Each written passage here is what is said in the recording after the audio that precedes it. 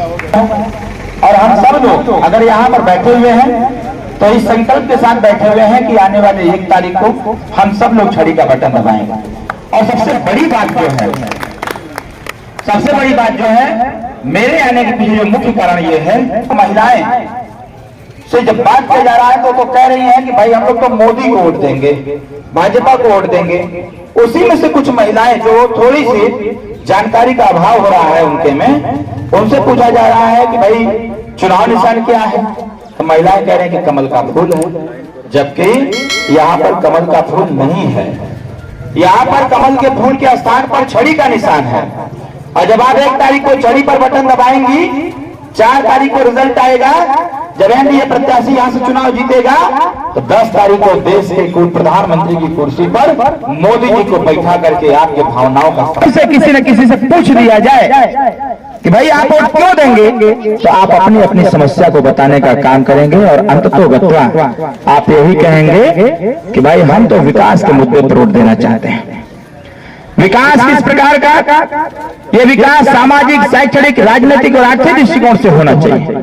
इसके साथ साथ जो सरकारी योजनाएं हैं, जिन योजनाओं का लाभ अब तक गरीबों तक पहुंच जाना चाहिए था, कहीं न कहीं अपना प्रतिनिधि न होने के कारण जो देश की योजनाएं हैं वो घोसी लोकसभा तक नहीं पहुंच पाई हैं।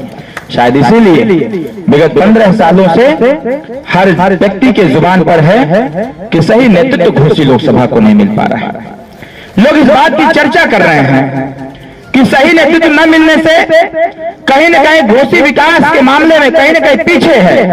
और अगर देश के माननीय प्रधानमंत्री जी इस देश को विकसित देश बनाने का जो संकल्प लिए हैं 2047 को, ये विकसित देश का संकल्प तभी पूरा होगा जब हमारा घोसी विकसित होगा। और घोसी को विकसित करने के लिए, काम करने के लिए जिस प्रकार से चौपाल लगा करके हम आपसे वोट की अपील कर रहे हैं, उसी प्रकार से मेरी इच्छा ये है कि जब यहाँ चुनाव का परिणाम आ जाए तो उसके बाद 5 साल लगातार गांव-गांव का चौपाल करके गांव की समस्याओं को समाधान के लिए इसी प्रकार से चौपाल लगाया जाए, ताकि गरीबों की समस्या का समाधान कुछ अलग करना है। और ऐसा करना है कि जब आप 1 तारीख को छड़ी का बटन दबाएं और जब आप इस उम्मीद में जब आप छड़ी का बटन दबाएंगे कि एक अच्छे प्रत्याशी को, योग्य प्रत्याशी को, ऊर्जावान प्रत्याशी को और एक युवा प्रत्याशी का चयन हम कर रहे हैं, तो कहीं न कहीं ये लड़का आने वाले समय में बदलाव लाएगा। और साथियों, मैं तो यहाँ तक सोचता हूँ कि आने वाले 5 साल में ऐसा काम करूं कि देश के माननीय प्रधानमंत्री जी हमारे इस घोसी लोकसभा को आदर्श घोसी लोकसभा घोषित करने का काम करें। इस प्रकार से हम काम करना चाहते हैं और ये काम हम अकेले भी नहीं कर सकते। जिस प्रकार से अकेले हमारे वोट दे देने से यहाँ की जीत पक्की नहीं हो सकती है। यहाँ की जीत पक्की होगी तब जब आप सब लोग मिलकर के मेहनत करेंगे और एक वोट चुनाव निशान छड़ी को दे करके जब आप यहाँ अपार वोट दे करके प्रचंड बहुमत से, प्रचंड वोट से जब आप जितवाएंगे, तब हमारी ताकत बढ़ेगी और फिर हम अपनी ताकत का एहसास करते हुए आपके गांव, आपके क्षेत्र, इस जिले, इस लोकसभा का विकास कर पाएंगे। जिस प्रकार से आप हम सब लोग एक वोट जब देते हैं तो उससे लोकतंत्र भी मजबूत होता है। बहुत लोग कहते हैं कि वोट देने के बाद मिलेगा क्या? मैं तो ये पूछ रहा हूं, वोट न देने के बाद क्या मिलेगा? हम जाते हैं गांव में तो लोगों से जब हम मिलते हैं तो उसमें कुछ लोग कहते हैं कि वोट देने के बाद हमको क्या मिलेगा। हमारा प्रश्न रहता है कि अगर आप वोट नहीं देंगे तो आपको क्या मिल जाएगा? एक तरफ आप कहते हैं कि देश हमारा बहुत आगे बढ़ रहा है, दूसरी तरफ आप ये कह रहे हैं हम वोट नहीं देंगे। और इधर आप कहते हैं कि भारत का संविधान अगर इस बात को कहता है कि अगर जिसका नाम वोटर लिस्ट में दर्ज हो गया, 18 साल की अवस्था पूरा कर लिया, तो उसको वोट देना बहुत जरूरी है। और भारत का संविधान यह भी कहता है जो व्यक्ति वोट का जिनका अधिकार है, अगर अपने वोट के अधिकार का प्रयोग नहीं कर सकता है तो इस देश का उससे बड़ा देशद्रोही कोई नहीं हो सकता है। ये डॉक्टर अंबेडकर साहब संविधान हमारा बोलता है।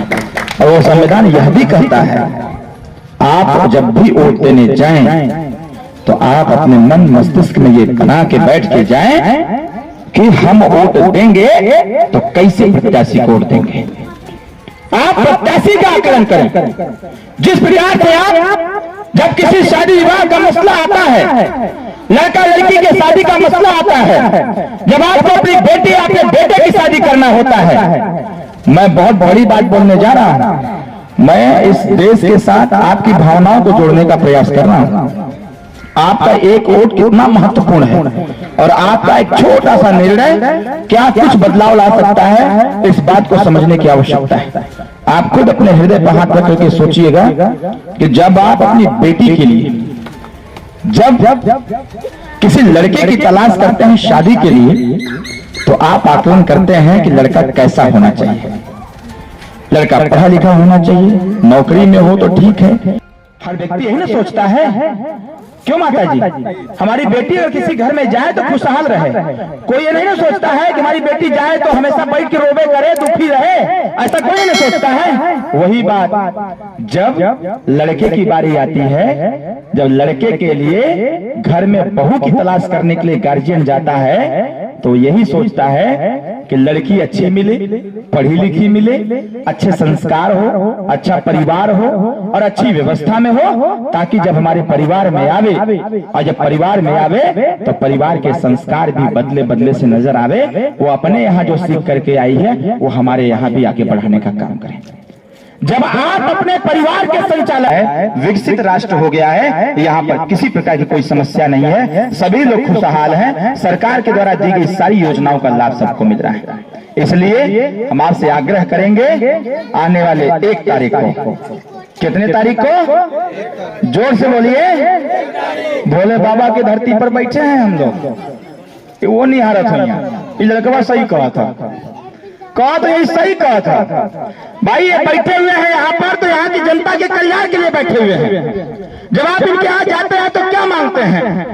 हे प्रभु हमारी रक्षा करिएगा, हमारी समस्याओं का समाधान करिएगा, हमारे जीवन में आने वाले सारे दुखों को दूर करिएगा, हमारा परिवार खुशहाल रहे, बस यही आप आशीर्वाद दीजिएगा। ये नहीं कहते हैं? तो वही बात हम भी कह रहे हैं कि आप अगर आपकी आस्था इस देश के साथ है और इस देश की आस्था अपने सभी धर्मों से है, तो हम सब लोगों को मिलकर के इस देश को विकसित करने के लिए, अपने बच्चों की शिक्षा के लिए, पढ़े लिखे नौजवानों के नौकरी के लिए, रोजगार के लिए, अपनी रक्षा सुरक्षा के लिए, बच्चों की पढ़ाई लिखाई के लिए, इन सारी व्यवस्थाओं को संचालित करने के लिए मोदी जी का तीसरी बार प्रधानमंत्री बनना बहुत जरूरी है साथियों। इससे मैं आपसे आग्रह करना चाहता हूँ, आने वाले 1 तारीख को अगर आपके मन में इच्छा है कि तीसरी बार मोदी जी प्रधानमंत्री बने, तो 1 तारीख को छड़ी का बटन दबाइएगा और इसी 1 तारीख को छड़ी का बटन दबा करके देश में तीसरी बार नरेंद्र मोदी जी को प्रधानमंत्री बना करके बिगड़ी हुई व्यवस्था को बनाने का काम किया जाए और घोषी लोकसभा को विकसित लोकसभा बना करके माननीय प्रधानमंत्री जी के कर कमलों द्वारा इस घोषी लोकसभा को आदर्श घोषी लोकसभा बना करके तब माना जाएगा। साथियों